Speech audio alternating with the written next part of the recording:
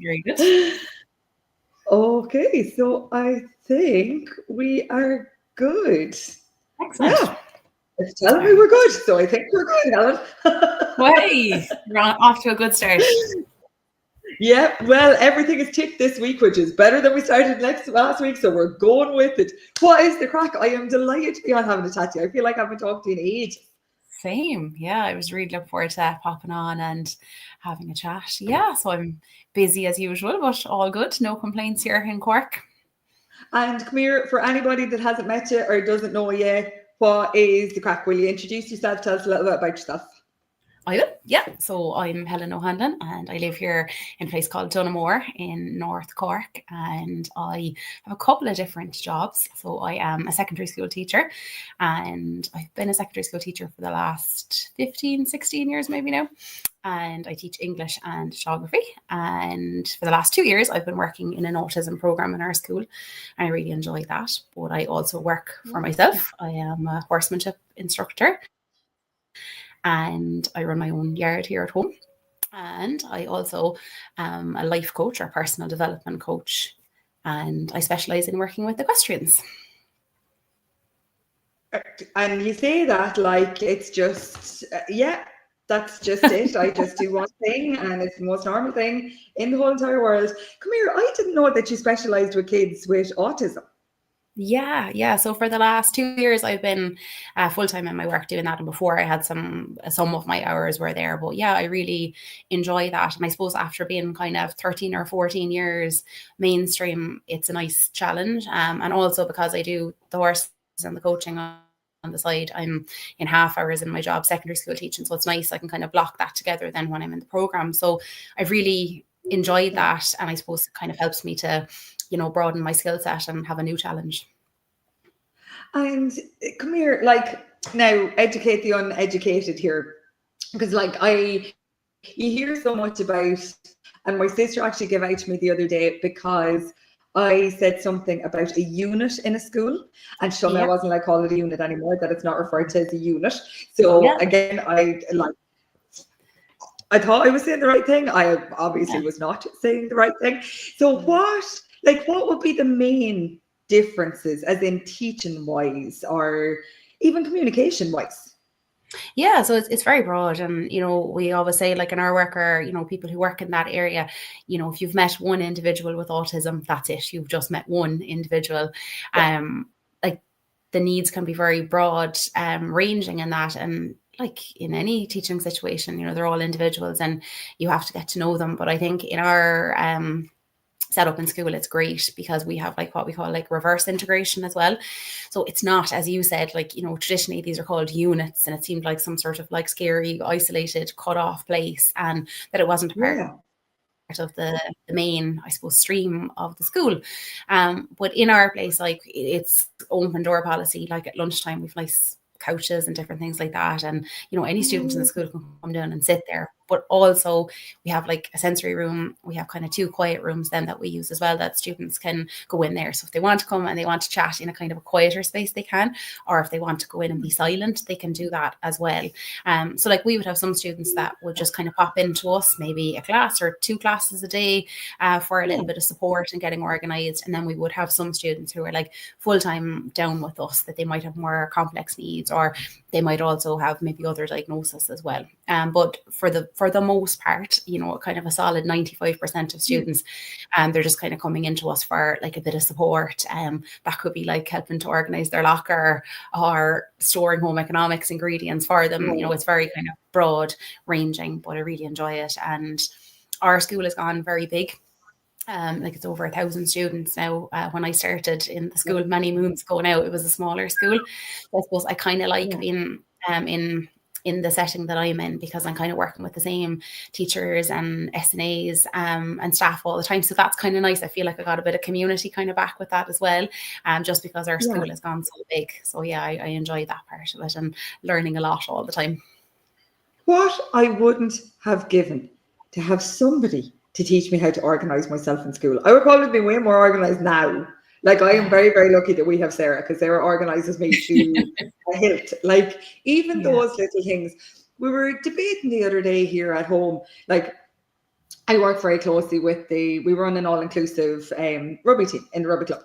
And I'm really privileged I get to be one of the managers, and I go up every Thursday, and like I come home beaming. I just love it. It's for kids with special abilities, and like they just make me happy. Like I love going up and I love seeing them. But you know what I absolutely love, and it fascinates me every week, and like we've been doing this for years. There's a couple of kids, right?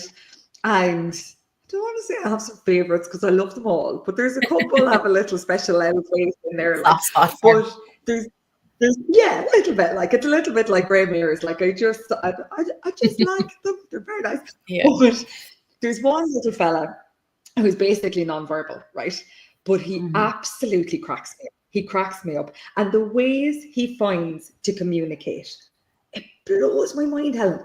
Like, there is nothing that child can't get across. Nothing. Yeah. Like, and you know, the minute he gets out of the car, the minute he steps foot on the pitch, he has even when he's in bad form, he makes me laugh because he'll scowl at me, walk past. Like he absolutely makes my week. And like his mom is gas because she'd be sending on like pictures and like bits that he'd be doing in school and stuff, like, and it absolutely fascinates me. Like, for somebody that talks so much, and I have so much verbal diarrhea, and I use my voice so often, I can't imagine not having it and not being able to do that, and having to think of so many other ways and so many other things.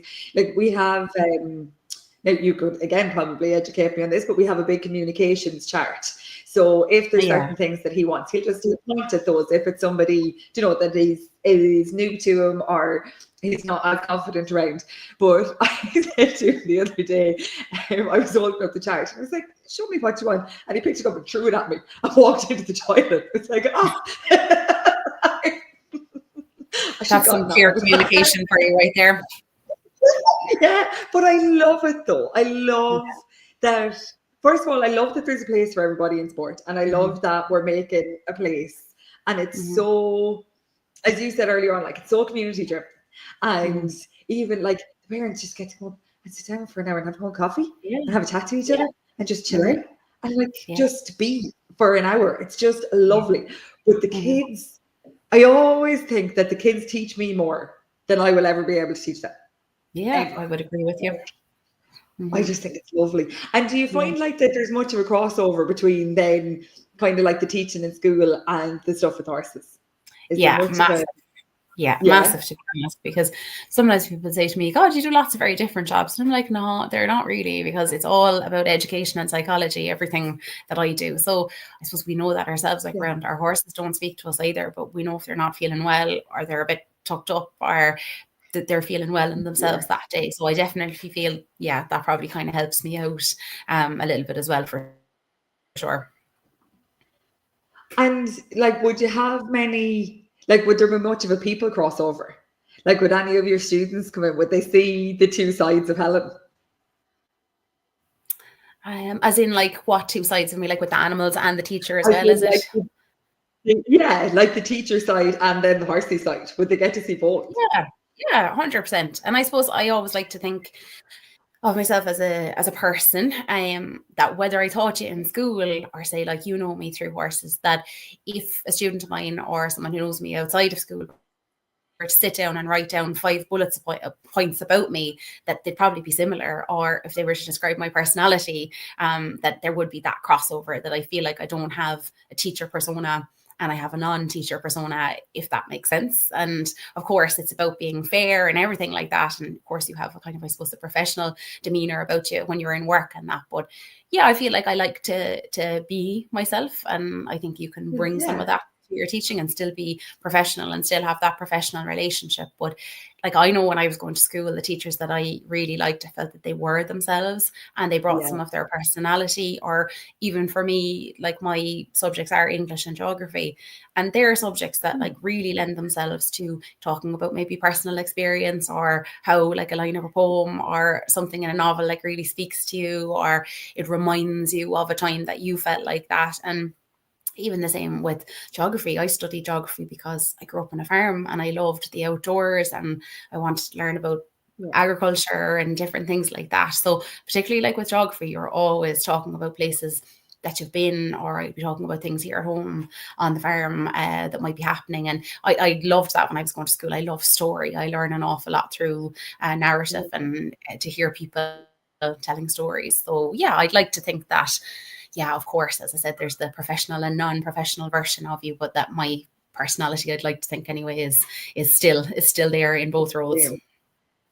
It's so important though, isn't it? Like I remember being in school, and now I was not easy in school. Like I was never bold, but I was always the devil. Like there was always that line, and I wanted to be just on the other side. Not enough to ever be in trouble, but enough that just I was a little bit cheeky. Like, yeah, just to see, like, but it was mad today. I actually was at a friend of mine's father's wake today. And I have to give I suppose shout out is the wrong word, but he was an amazing man, an absolutely powerhouse. He reared amazing kids. I'm very, very lucky to call one of his children a very close friend of mine, and he passed away during the week, so we were down at the wake. But two of my old teachers came in, and it was really like, it was so bizarre to see the reactions, because the people's house that we were in wouldn't have known that they ever taught me. And we're all connected through horses, the whole lot of us. So when they came in and they were saying hello to the family, and they went, "Oh, hello, Muireann. Hi, how are you?" So I was trying to explain what the connection was. I was like, "Oh, one was my maths teacher and one was my home ec teacher." And then, of course, I went into the knots laughing. I was like, "I'm just really sorry." I apologize. I probably didn't mean half of the stuff, and I know I was awful at maths. Home ec I loved, and I loved because it was so hands-on, and it appealed to my brain much more. But the maths side, I was like, Des, I apologize. Like I promise I tried. But it was even still that, you know, when you get that feeling, like when you were a teenager and you met a teacher outside school, and like, oh, like they have a life. They leave school. What? They leave the school. yeah, it's mad. And like my sister is a secondary school teacher, and she'll often say, like, you know, more so a kind of first years, that if she met them around town, they'd be cringing looking at her. Like, most of the older ones don't care anymore. They're over it at that stage. Some of the first years are going, oh God. And do you live close to your school? So I live about 20 minutes from Mallow. But like Mallow would be like our town where I do my shopping and banking and different things like that. And I've never had any issue with that either. I quite like it. Even yesterday now, my little boy, he'll be 4 in July, and he had his school tour from preschool. So we went into, I know, it's crazy. I can't believe it either. I think he's about 1.5 years in my head. Yeah, but he'll be 4 on the 18th of July. And we were at his school tour yesterday in Mallow Castle. They have a fabulous playground there. And I actually met one of my past students, and he was there with his little boy who was 2. And I was chatting to him, and I actually, you know, that was nearly one of my highlights of going in there, actually, was meeting him and seeing his little boy. And Jack, my small fellow, was chatting to him as well. So I actually really like that. It's never been a problem for me, kind of. Yeah, it's lovely. I find it very uplifting, really, I have to say. And, you know, you'd be asking them what they're doing and how they're getting on. And he actually had come up to me, which was lovely. Yeah. So it was really enjoyable. That's even nicer, because I know on my heart and soul, there's some of my teachers would not want to see me coming, even now. They would want to see me coming live. And I think as well, sometimes students will come up to me and say that too, and they'll say, "Oh God, like I was a disaster in school. I was very bold." I say, "Here, like you weren't. You were just being like a normal teenager. I deal with it every day of the week." That, like, I wouldn't think that at all in my head, but their perception is kind of different to how I would have experienced them. You know. I suppose it's even what we think. Like, there was a poor science teacher, and he had some patience with me. Like, he was not ever in class. But I used to be a devil for being caught smoking behind the boiler. I apologize, Mommy, when you listen back to this. I got caught a lot more than I ever let on. I got caught. But every day he'd have the same chat with me. And we're like, what? Why were you doing it? And oh dear. And I met him. Oh golly, Fionn was only small. I don't know, like Fionn was only probably about 4 or 5. And I met him, and he was kind of going, "Oh, Muireann, look at you. You're all grown up. is this your son? I was like, yes, it is. Yeah. I said, and I can tell you now, if I ever catch him with a cigarette in his hand, there will be trouble. A different story. The flashbacks of it all. Well, look, we will horse into the first topic, will we? It's a bit of a strange one, Stephen. So bear with me on this one, right? Go first. So I had a conversation with somebody during the week, right? And it was on their part, it was slightly confrontational, right? Not in a rude way, but they were calling me out on something, which is obviously 100% fine. I am like open to all conversations, I have to say, and I like being educated, and I like being told if I am completely in the wrong. But I found myself apologizing. And by the time the conversation was over, I was so socially drained. My battery was gone. I had nothing left of me. I went and sat outside for a couple of minutes on my own with the horses. I was like, I just need to shimmy myself back up a little bit here. And then I came out and went, actually, why the fuck did I do that? Like, they disagreed with my opinion on something, which is 100% A-okay, obviously, no problem. But it was nearly like ingrained guilt because they disagreed. Saying, oh, I'm really sorry. Oh, I apologize. Oh, I'll back away. Oh, and the more I thought about it, the madder I was getting, going, it's actually all right. We are okay, and we are allowed to have two completely different opinions on things. Everybody is safe and everybody is okay. This is all right. But the more I think about it, like, I'd love to, and maybe actually you know, because I definitely wouldn't know. Like, I'd love to know how many times a day, on average, we apologize. Like, just like, and I don't mean like politeness. Like, obviously, if you bump into somebody or something happens, you're going to be polite and you're going to say sorry. But that, like, that continuous, oh, I'm sorry, sorry about that. Oh, I'm sorry about that. So I've come to the conclusion, I'm just not saying sorry anymore, Helen.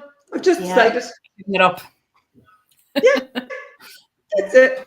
It's my new mid-year resolution. Mid-year. They are like, it's mad. I don't know. Like even a friend of mine was saying to me today, we were talking about like backhanded compliments and how some people are quite good at giving a compliment, a bit of a kick in the teeth at the same time. Yeah. So she has somebody that works with her that likes to say to her, so she's two very young kids, and she likes to say, oh, the kids are wonderful, but you always look so tired. I hope you're minding yourself. She's like, roughly. Well, I look like shite, but that great. Even she feels like apologizing, going, yeah, no, I know. Like, it's like, you didn't have to apologize for that, my dear. Like, yeah, very true. You're tired, and that's all right.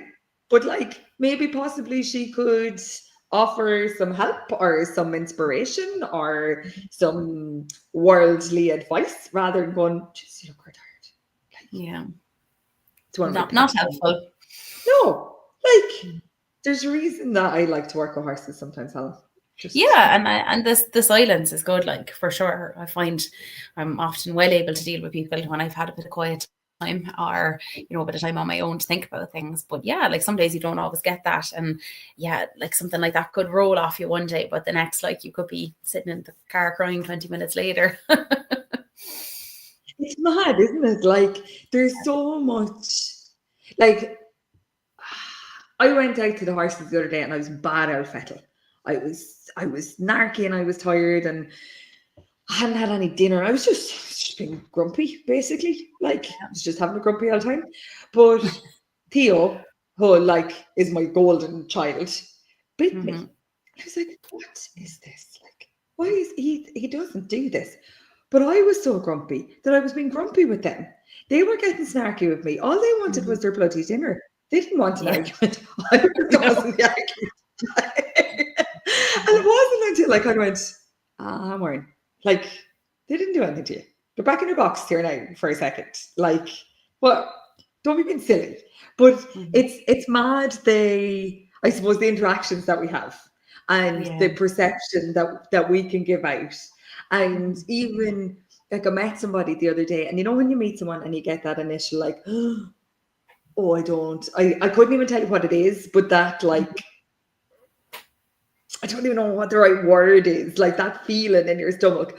And had the chats and the conversation, and I came out and I was like, kind of, okay, that's over now. It's done.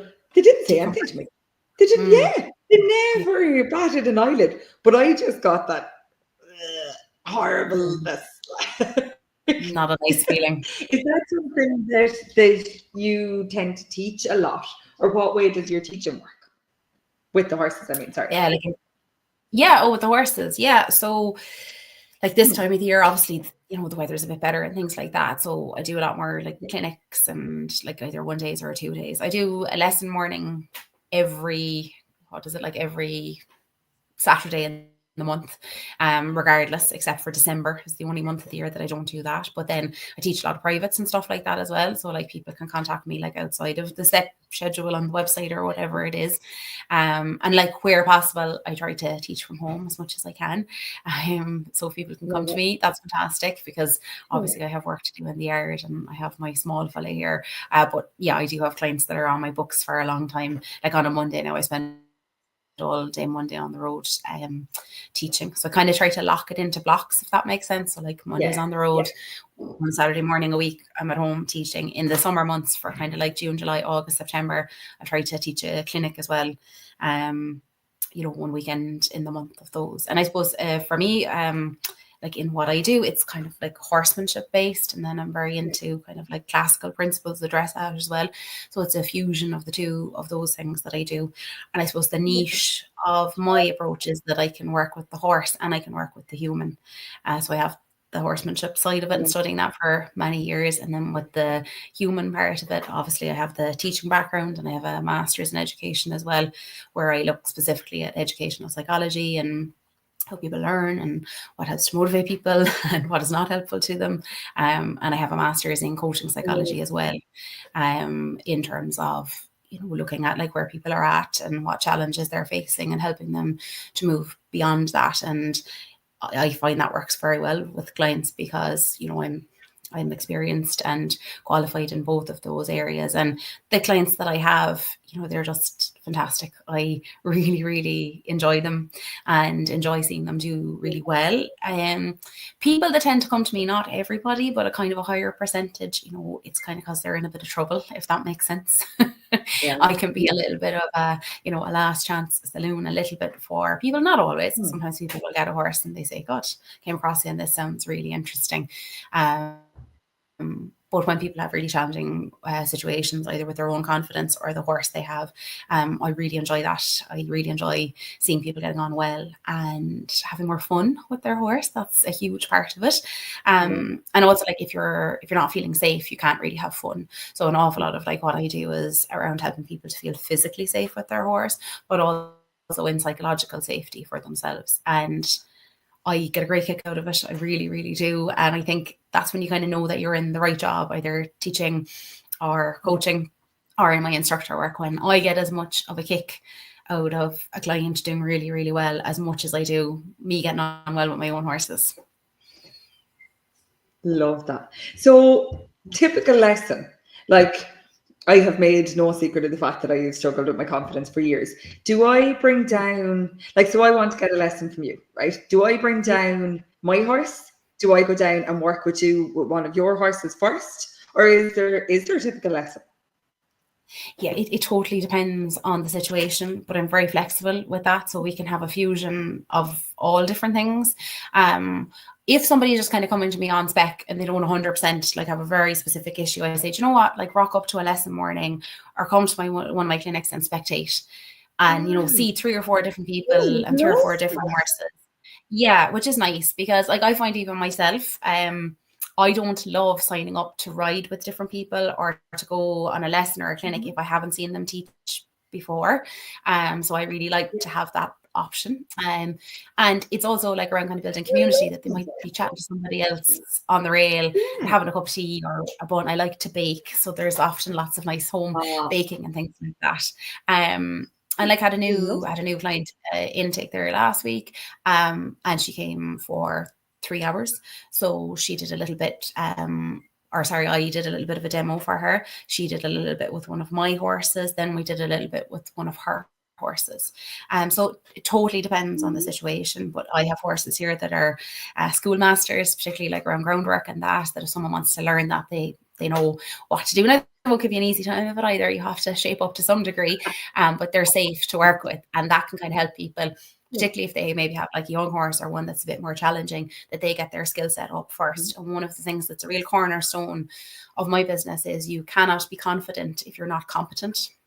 So an awful lot of it is around like competency, that if the horse does X, like these are different strategies that I could draw on. And also that's like within my muscle memory, that's rooted in my nervous system, that like I know what to do, or I know how to keep myself safe. So like even one of the things that I would do is when I would work with horses that, you know, have challenges and, you know, they're not really maybe very functional in the horse human world, and we need to kind of flex to them and make them feel safe. But at the same token, need to make sure, number one, for me, keeping the human safe is absolutely number one, and I make no apologies about that. So we'll often even work in like protective space, that like you're literally like behind something and you're working with horse. Now that is kind of rare as well, that happens, but people have to be physically safe, like before they can learn anything. Like, you know that yourself, talking about school there. Like I remember in maths, I used to be absolutely petrified, stomach turning, knees knocking, absolutely petrified to go into the class. And as a result, like my ability to take on board any of the maths education that was happening in there was completely diminished. So yeah, I work very much so like with the individual human and the individual horse. And yeah, as I said, like prioritizing safety so that they can go on and have a bit of fun and have a more harmonious life together. This is a random question, and I do not mean it to be a controversial question. Do you think that human safety is prioritized enough in the equestrian industry? And I mean that across the board. I don't mean in any specific discipline. Yeah, no, I would say no. In that, like, we have like a very high accident rate as well.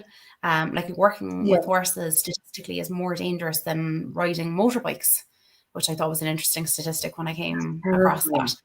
Yeah. And I do think as well, like I'm around horses all my life, so like a complacency can set in as well. So like your habits and skills have to be very good. So I'm very aware of, I suppose, of my habits and like doing things really safely.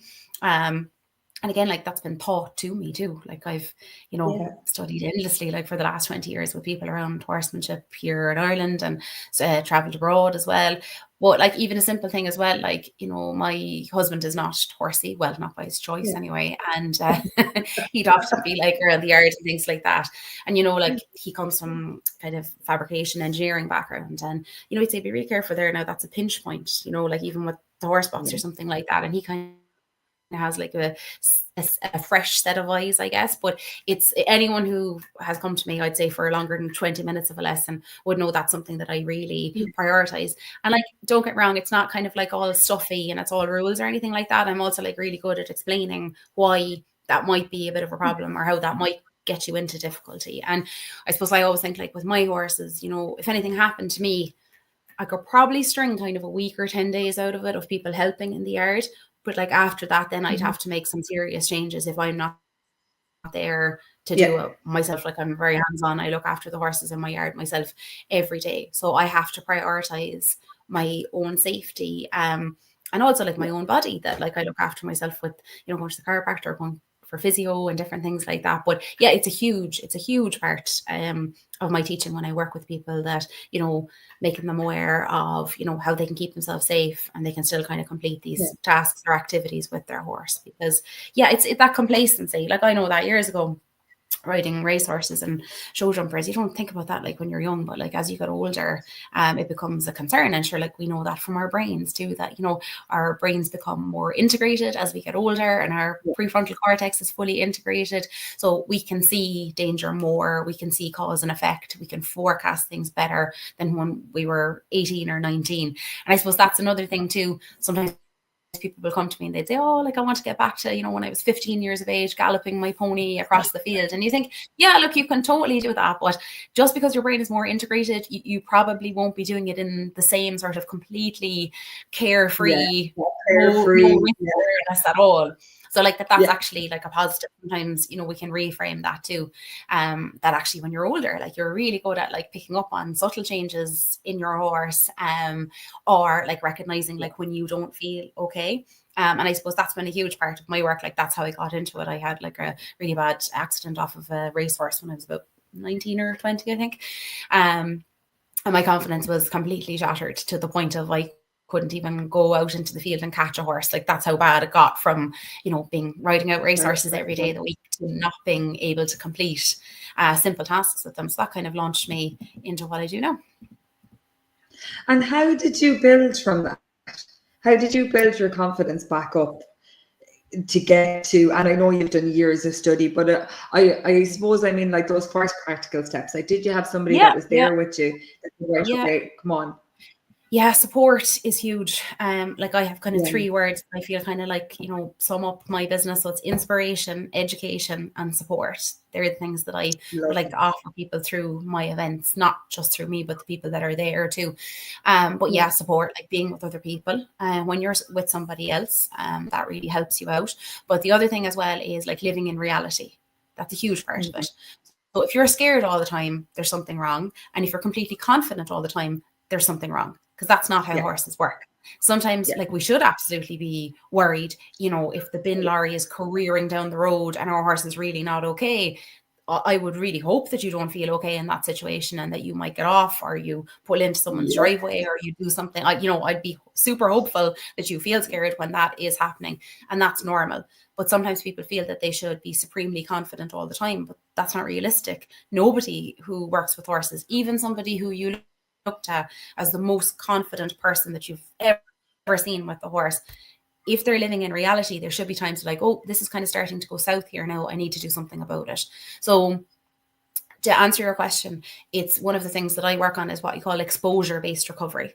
So you're really afraid, like I was, you can't carry out simple tasks, so that you go in and you can do like a tiny bit of that with support, and you withdraw and you retreat away from it before you're completely overwhelmed and you're over threshold, like would be a word that we would use for it.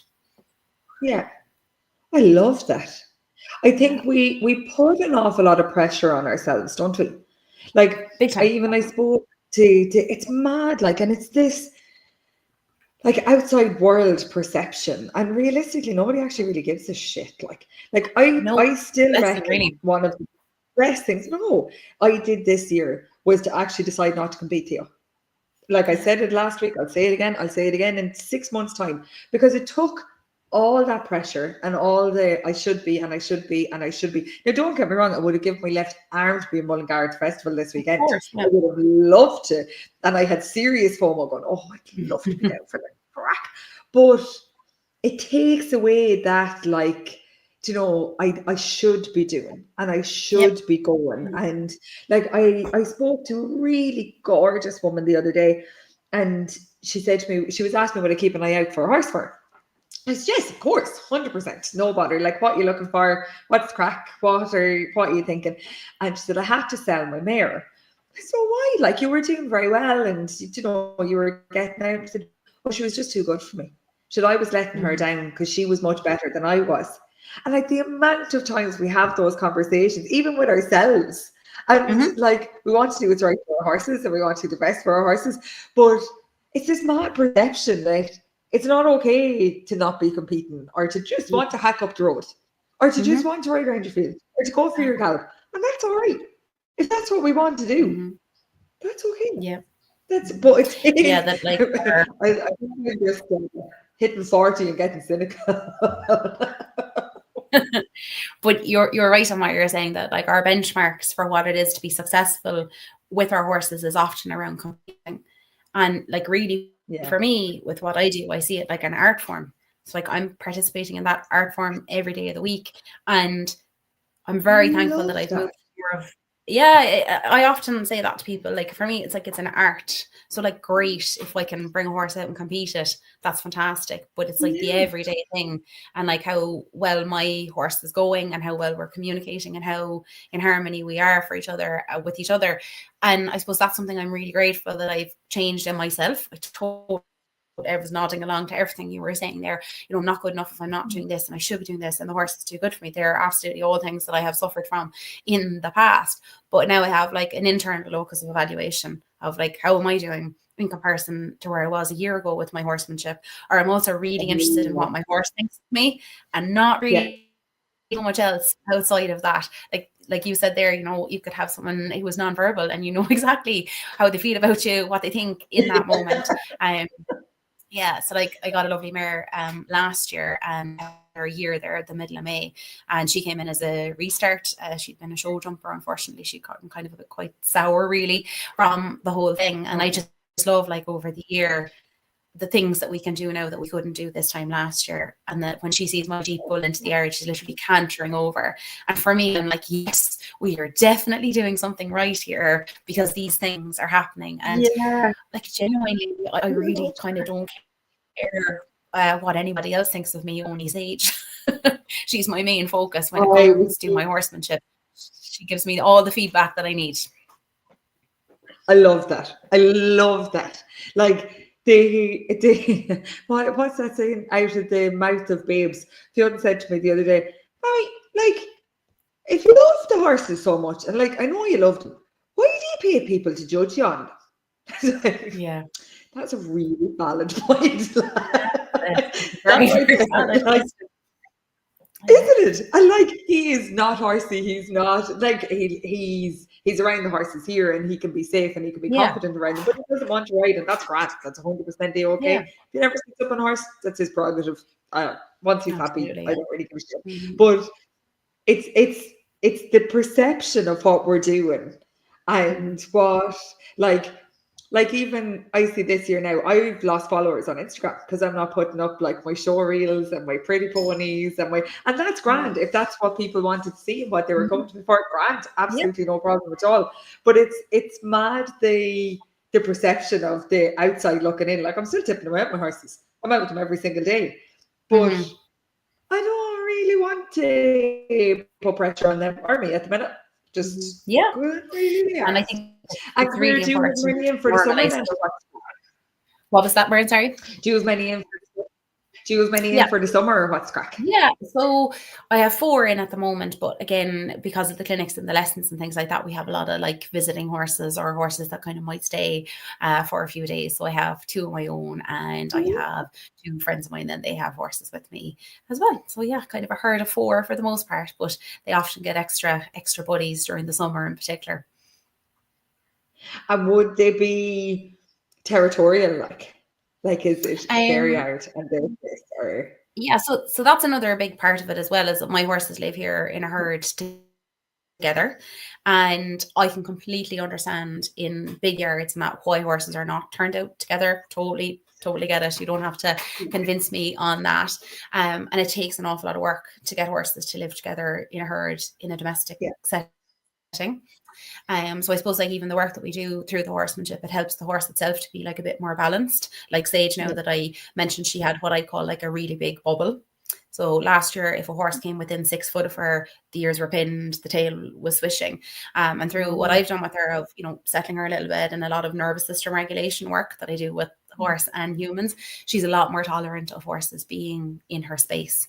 So the work that we actually do with them helps them to function in the herd as well. But I do as well, like if a new horse comes in or anything like that, and they're going to be here for a while, and it's kind of worth my time, do you know what I mean, of integrating everybody together. They'll often have like exposure in the stables that they're all in together, or they might go out with one horse for a couple of hours, and they're introduced to everybody in the yard, maybe individually, before they go in together. And then it might be 3 in together, 4 in together. If that's getting a bit out of hand, you know, we might bring them in and things like that. And I had a lovely foal there 2 years ago. And like when he was weaned and that was a process that I spent an awful lot of time thinking about, that, you know, he was out with his mom. Then we had it in such a way that he was separated at night, but they could touch over the wall, and, you know, built it up.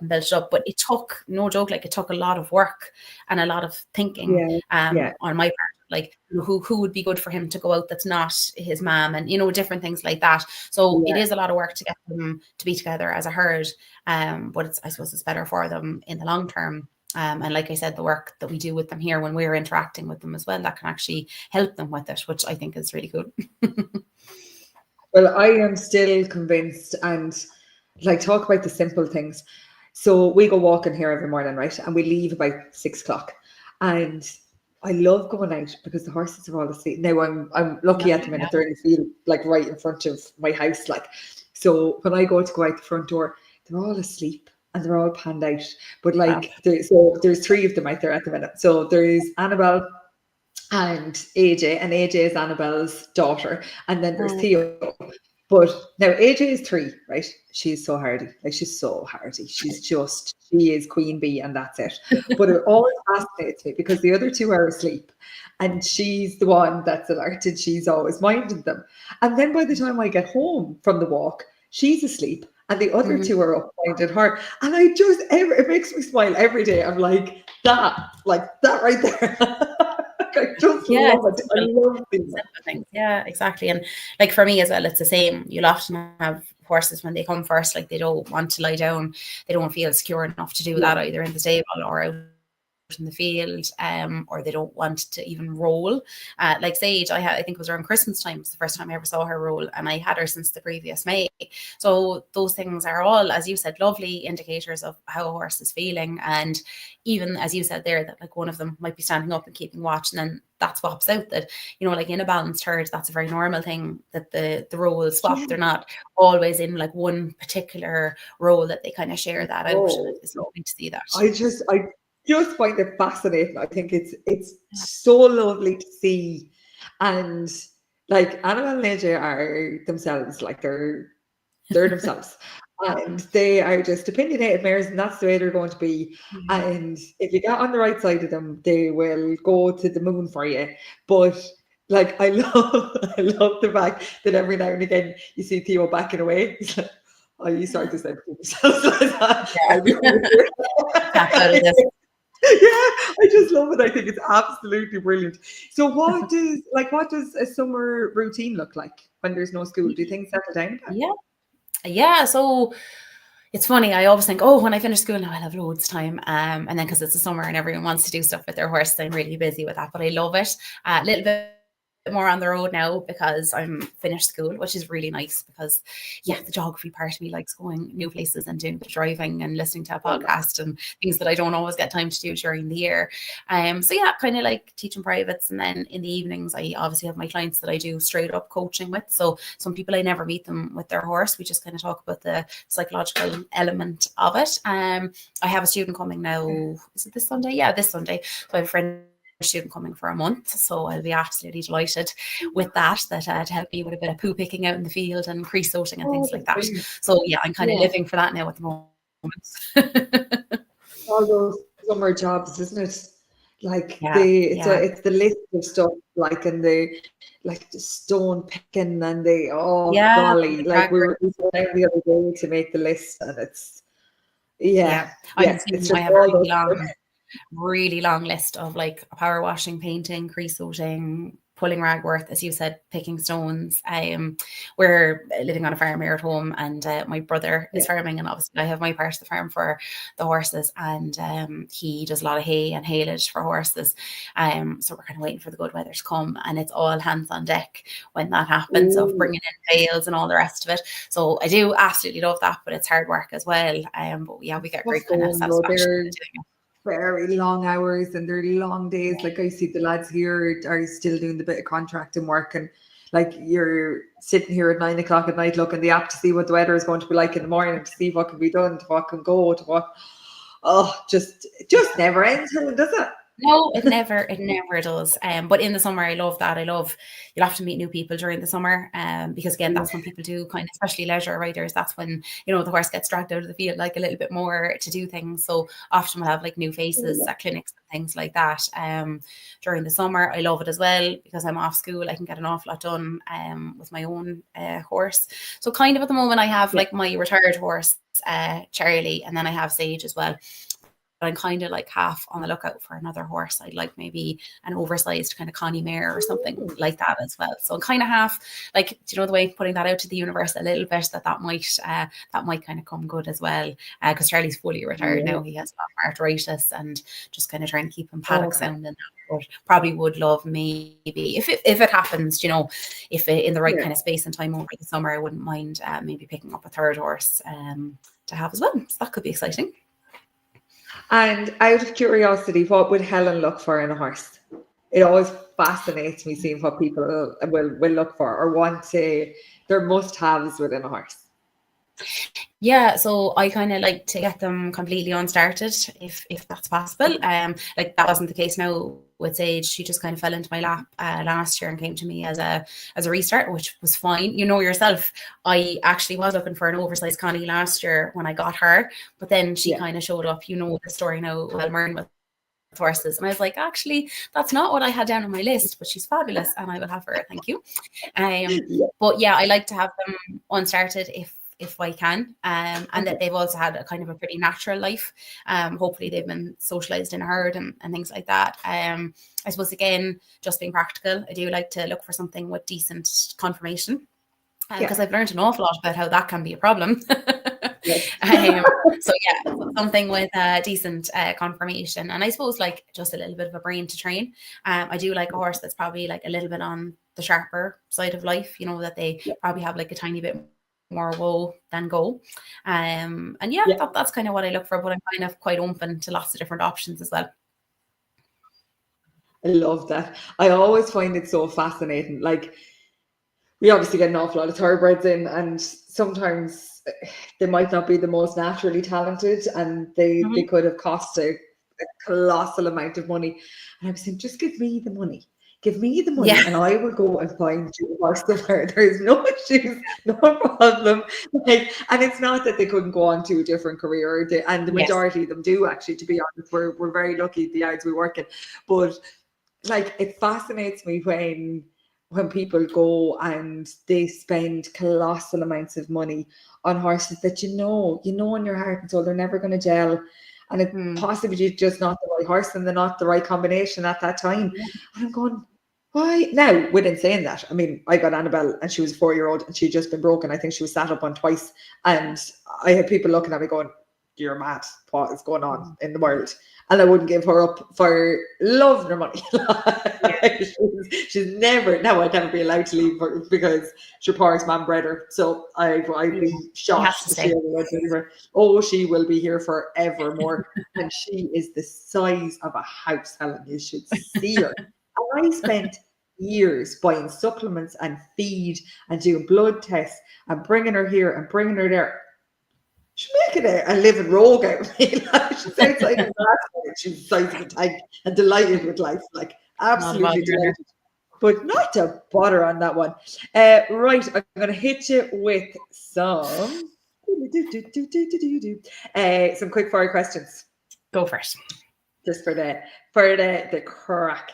Okay, let's see. I'll try and pick ones that we haven't done before. Oh, very good. If you could instantly master one skill, what would it be? Yeah, to speak Irish fluently. I would love that. Really? Yeah. You and my dad. I'd really love that. Yeah. I actually heard you say that on the podcast, and it only just popped back into my mind now as you're saying it. But yeah, I do my Duolingo Irish and French every day for the last 25 days I've done it. But yeah, still now fairly rustic. But yeah, I'd love it. I just think it'd be really, really cool. Yeah. Oh, you see, I have no brain for languages, none whatsoever. Well, I don't either, but I like the idea of it. Yeah, it would be lovely though, wouldn't it? I'd love to be able to play a musical instrument. Yeah, I have always wanted to be able to play the button accordion. There's something savage about, like, middle of winter and they're sitting in a pub in Dingle and the fire is lighting and there's just a lady going wild on there. I always think it'd just be just the coolest. That could be again, I don't have a musical note in my body, unfortunately. Helen, the tin whistle was good as it ever got for me, and I wasn't very good at that either. to be fair. What is this? Some of these now are. Oh, who? We might I'm finish on scared. this. Who would you trust to help bury a body with you? Oh gosh, that's a really good question. Yeah. Yeah, I definitely have a couple of friends. I might not name them here, but there's certainly a couple of them that come to my mind. And my mother could be a good woman too, I'd say. Oh, really? Oh, you see, the mummies are always Yeah. saucy, aren't they? Well, you know. Like, yeah, they'll protect the children no end. Like that's the way it is. Yeah. I'd, I think I'd have a crew all right. I don't think I'd be lacking in that department. I love it. But isn't it so important? We were only chatting the other day about like, you know, like lifelong friendships. And like, I'm very, very fortunate. I have a core group of friends that we've been friends from school. And I know in my heart and soul, if we met now, none of us would be friends because we're all a million miles apart and we're polar opposites. But we know each other so long and we know each other inside out. And we're all turning 40 this year and next year. So we're debating about going away on holidays and trying to get everybody together, and everyone has young kids. So we're just trying to set a date, make sure we're all ready to go. But sure, of course, we took off laughing because we started talking about like holidays when we were 18 and being away for our 21st and kind of going, lads, like it won't end up like that. We might have settled a little bit. We might not do that. A little bit. The little bit of the difference is still there. We'll be slightly better behaved. And I wouldn't mind only not one of them rides a horse. The devils. I couldn't get any of them into the horses. Right, I'll throw in one more for good luck because we actually have a couple more minutes than I thought we did. Do you believe in star signs?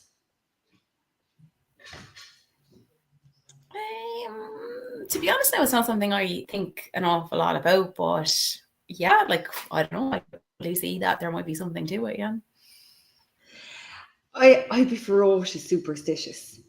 Like, yeah, I would be a bit superstitious. Yeah, but would you? Yeah, I would. Like I wouldn't put shoes on the table. That would be one. Oh no. Yeah, and I'm not like too bad about magpies or anything like that. That's okay. Well, you see, but yeah, there are a couple of things now I'd be a bit funny about. Yeah. I wouldn't be great with magpies now. Like, there was a farmer shooting crows up around us lately and up around Claire's yard, and there's 2 magpies in the yard, and I assume you're not going near them because if you shoot one of them, I would lose my life. I can't have one magpie living in the yard. I go for two alike. I couldn't have one. Like, oh, that'd give me the heebie-jeebies now. Or even like, and I know it's ridiculous. I know in my heart and soul it is, but I have one pair of socks that I wear competing. And I only ever wear them competing, and they just come out for show days, but they're my show socks, and that is sorry, why the dog is barking away in the background there like a Looney Tune. But I would like, oh sure, look, it's my house. Like, I was down in the yard today on a Zoom meeting. I was sitting in the car and I had the phone left up on the steering wheel, and next thing I know, walked past me behind the back of the car with 2 peacocks. Yeah. Very good, very, very authentic to your life.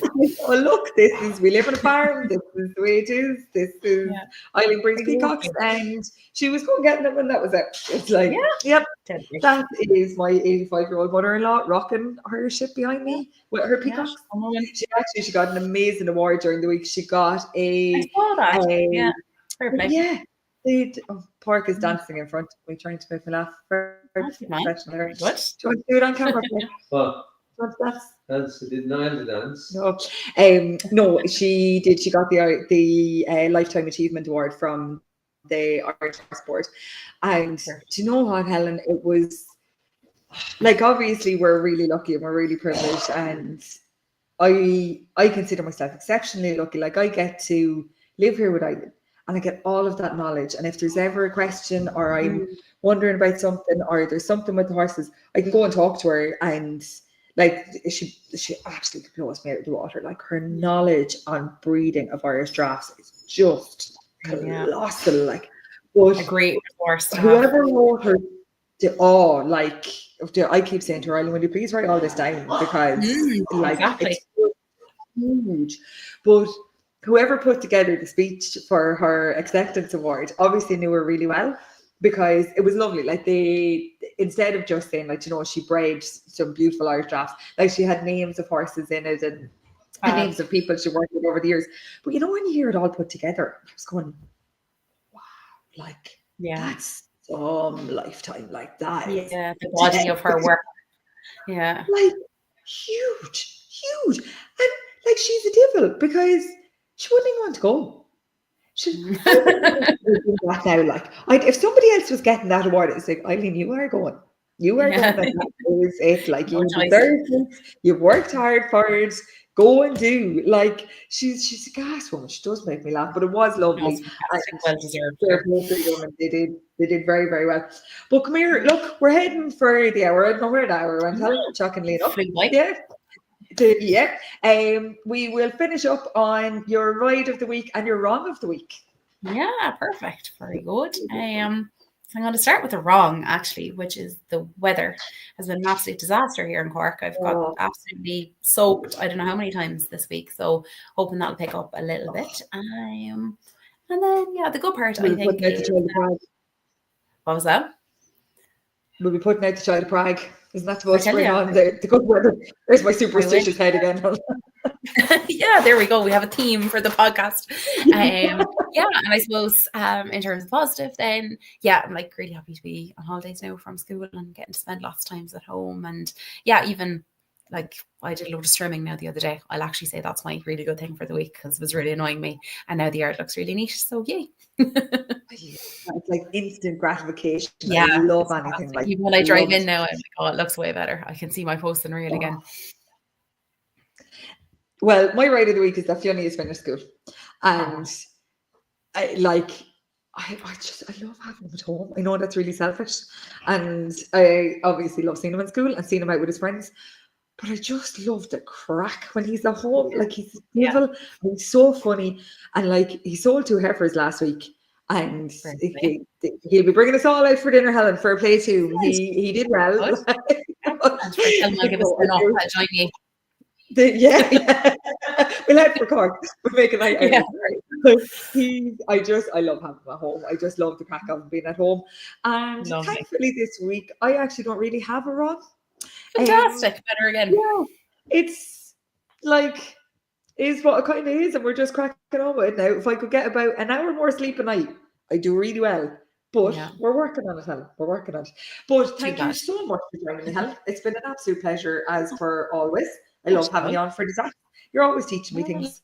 I love coming on. I love it. Well, thank you so much, and thank you everybody for joining us. And if you have any more questions for Helen, or anything you'd like to ask about the work Helen does, or how you can get in contact with her, the Helen O'Hanlon Coaching on Instagram. Yeah, everything's Helen O'Hanlon Coaching. All my website, all my socials are Helen O'Hanlon Coaching. Yeah.